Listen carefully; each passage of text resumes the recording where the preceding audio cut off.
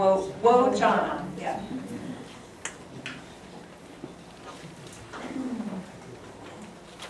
Well, I'm running for office because I recognize that nearly every decision that's made in our legislature will either have an effect on our children or have an effect on our family's ability to raise our children.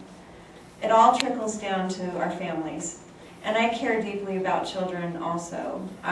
For the majority of my adult life, I have been an advocate for children and youth. As far as what I hope to accomplish, I hope to accomplish a lot of what we've already heard as far as education funding, but more than that, I want to remind others in Pierre of their responsibility to our children as well. And not just to our children, but to each other. You know, I was talking to some of you folks just the other day, and we were talking about community service, and we were talking about the responsibility that we have to each other, that we are our brother's keeper, and we are our sister's keeper, and that we seem to have lost that sense of responsibility for one another. And I want to restore that in South Dakota. And so I want that to extend not just to our children, but to all the citizens of South Dakota. And that has to start not just individually, but we can also work on things in the legislature because when we start thinking about the laws that we pass, we have to start thinking about the way that our laws are going to affect our families. What will make me a good legislator? Well, first of all, I'm a mom. And anyone who's a mom knows that that takes a lot of administrative work. It takes a lot of organization. My son is here. He's sporting my shirt. I'm a hockey mom.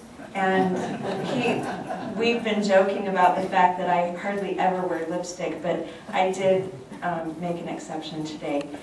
So, one of the things about being a mother, and one of the things about working with youth and children's ministry, which I did for 10 years, is I know the importance of working with other people and cooperating with other people. If you burn your bridges with someone, then you're not going to be able to work with them tomorrow on something that you might agree with them on. So I think that that is something that I can bring to the legislature and get some things done. So I hope that I get your vote in November. Thank you. The disadvantages to being last is that everybody answers what you were going to answer. But one thing I'm going to say that nobody said was, in the question it says that education funding is always a big issue among voters and in the legislature, and I would beg to differ. Because if it was a big issue among the legislature, it would be talked about on day 1 and not on day 34. That's when they talk about education. So if it were a big issue, if it were a priority, it would be talked about on day 1. Education is not a priority in this state, and it needs to be. Education, as we were talking about, needs to be looked at as if it's an investment, it's an opportunity. It seems like we look at it as if it's this big burden and this big thing that we're carrying around. You know, no, this is an exciting investment and an opportunity for our kids, and we've got to start treating it like that.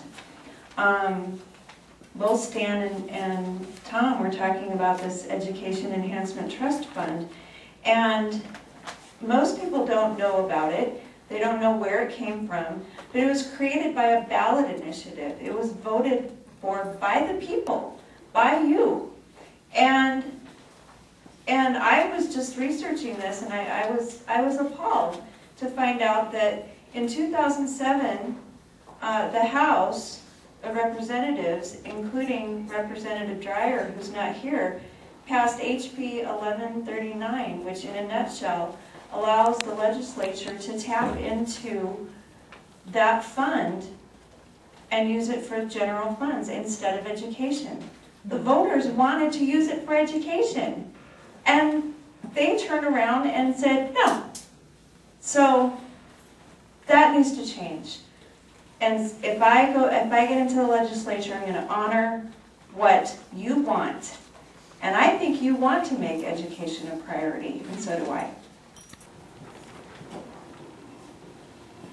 Okay, well, I have to differ. I have to beg to differ with Ellie. I think that when you ask the question prosperity, first of all, you have to define prosperity. And then you have to ask prosperity for whom? Because prosperity for one person might be suffering for someone else. You know, my husband and I, we hardly know what a savings account is with 3 kids, and I've been staying home with the kids for the last few years, and we hardly have 2 dimes to rub together at the end of the month. But I can tell you that there's some families that live, in North Rapid who would kill to have what we do. But there's probably some families that live up in Skyline Drive that couldn't imagine surviving on what we do. So prosperity is all relative. That being said, District 32 is a pretty diverse district. And if you don't really understand that, just drive down the length of Foreman Drive. From Foreman all the way here, all the way to the end, down to Highway 79. And you'll see the economic disparity. I mean, it's from the very, very prosperous to the very, very not so prosperous. And the fact of the matter is, the tax system in South Dakota is just plain unfair. And South Dakota probably has the most regressive tax system in the country. And until we even the playing field and make it fair for everyone, I don't think we can talk about prosperity. We need to even the playing field as far as taxes go so that everyone's paying their fair share. Because until we do that, the people that are down here at this end of District 32 can't even dream of prosperity.